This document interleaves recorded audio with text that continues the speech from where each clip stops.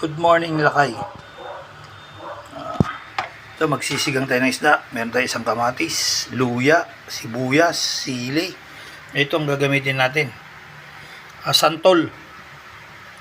Ito yung pinagbalatan ng santol. Yan. Santol ang pang-asim natin. Ito yung isda natin. Tapos ito ang talbos ng kamote natin. Yan. Yan ang mga ingredients niya. Santol yan, santol. Hiwa-hiwain ko lang. O yan, lakay.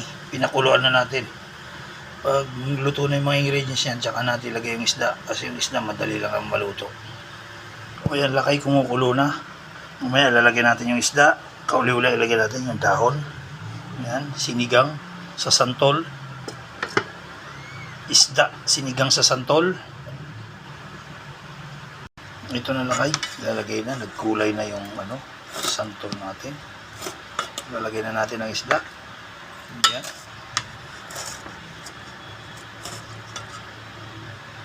Yan.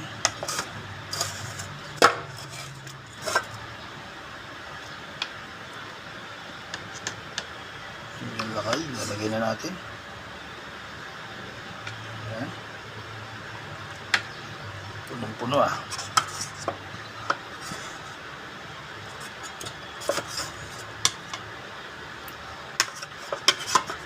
Ito ang masarap dyan. Itlog. O yan, lakay, takpan natin bago natin ilagay yung talbos. Dito na, lakay, makalipas ng ilang minuto, ilalagay na natin itong talbos ng kamote. O yan, ilagay na natin.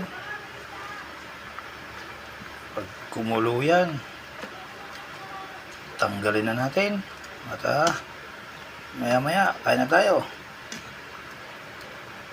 Ayan. O yan, lakay, takpan natin.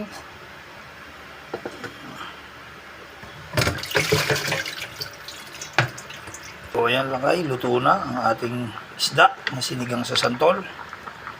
Tikman muna natin kung tama yung lasa. Wow, nag-imasin mayang. Tama lang yung asim. Medyo manghang siya dahil hiniwa ko yung sili. Tama lang yan dahil wala naman tayong batang pakainin. O yan, lakay, God bless. Ingat-ingat kayo lagi. Ganito rin ang gawin nyo para matapos na ang ulam nyo sa tanghalian.